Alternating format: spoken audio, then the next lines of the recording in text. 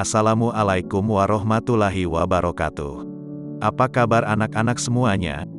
Pada pelajaran sebelumnya kita sudah belajar tentang pengertian kitab suci Al-Quran.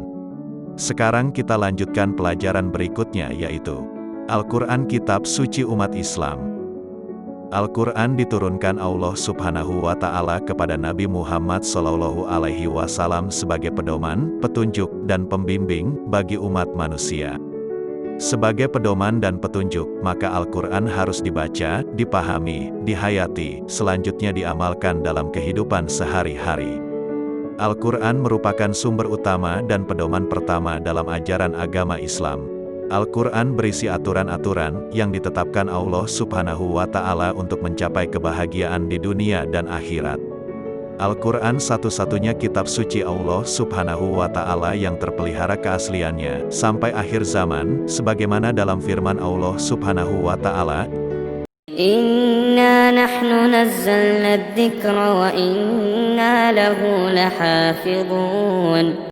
Artinya sesungguhnya kamilah yang menurunkan Al-Quran, dan sesungguhnya kami benar-benar memeliharanya.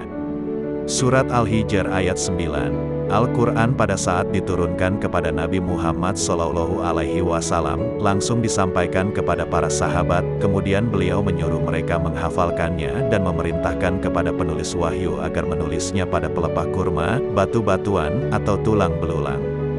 Penulis wahyu terkenal pada zaman Nabi Muhammad SAW adalah Zaid bin Sabit, Utsman bin Affan, dan Ali bin Abi Thalib.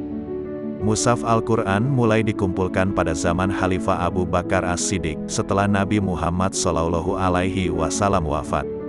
Hal ini dilakukan atas saran dan usul Umar bin Khattab karena 70 sahabat Nabi yang hafal Al-Quran gugur di medan perang Yamamah saat kaum muslimin menumpas kaum pemberontak dan nabi palsu. Bagi umat Islam, belajar Al-Quran merupakan kewajiban yang utama. Belajar Al-Quran harus dimulai sejak kecil. Selain membaca juga harus mempelajari arti dan maksud yang terkandung di dalamnya.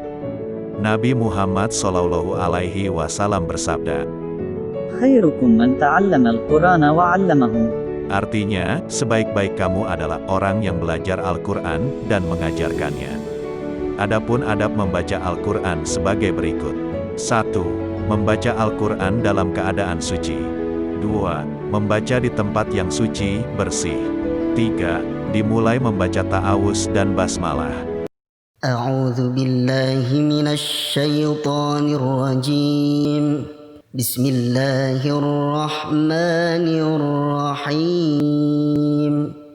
4. Membaca dengan tartil, tenang, pelan dan baik menurut ilmu tajwid. 5. Membaca dengan suara merdu. 6. Diakhiri dengan bacaan tasdik. Shadaqallahul Azim. Itulah pelajaran kita hari ini. Semoga kalian semuanya dapat memahaminya dengan baik. Kalian harus lebih rajin membaca dan belajar. Selamat belajar di rumah. Wassalamualaikum warahmatullahi wabarakatuh.